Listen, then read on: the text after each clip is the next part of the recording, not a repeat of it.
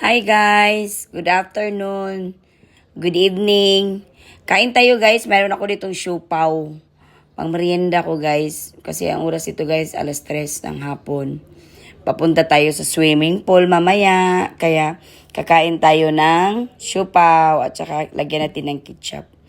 May nagluluto pala dito ng siopaw guys, mga taga Erbil. Tapos naglalako sila every Friday.